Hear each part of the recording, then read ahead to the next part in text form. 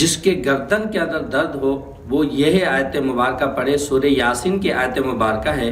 آپ نے دیکھا ہوگا کہ جس کے گردن کے اندر درد ہو اور کتنا شدید درد ہوتا ہے کہ نہ بندہ سو سکتا ہے، نہ بیٹھ سکتا ہے، نہ چل پھر سکتا ہے، یعنی بتلانے کا مقصد یہ ہے کہ گردن کا درد بہت بے سکونی والا ہے۔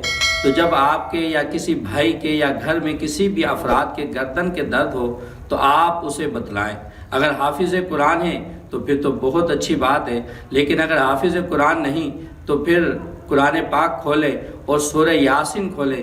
سورہ یاسین کی یہ آیت مبارکہ ہے، اِنَّا جَعَلْنَا فِي أَعْنَاقِهِمْ أَغْلَالًا فَهِيَ إِلَى الْأَذْقَانِ فَهُمْ مُقْمَحُونَ۔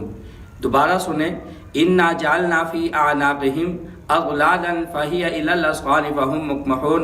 کم از کم اسے 11 مرتبہ پڑھیں، اول آخر درود پاک پڑھیں، درود پاک نماز والا پڑھیں یا اور جو بھی درود پاک آپ کو یاد ہے پڑھیں، اور پڑھ کر اسے دم کریں۔ اور دوسرا طریقہ یہ ہے کہ یہی آیت مبارکہ اِنَّا جَعَلْنَا فِي أَعْنَاقِهِمْ أَغْلَالًا فَهِيَ إِلَى الْأَذْقَانِ فَهُمْ مُقْمَحُونَ، اس کو کسی کاغذ پر لکھیں اور لکھ کر پھر اسے تعویذ بنائیں، اور تعویذ بنا کر جس کے گردن کے اندر درد ہو وہ گردن کے اندر ڈالے، 1 دن یا 2 دن، جتنے دن گردن کا درد ٹھیک نہ ہو گلے میں ڈالے رکھے، اور جب آپ کے گردن کا درد جب ختم ہو جائے تو اسے اتار دیں۔ دیکھیں کہ پھر اللہ تبارک و تعالیٰ کس قدر آپ کو شفا عطا فرمائے۔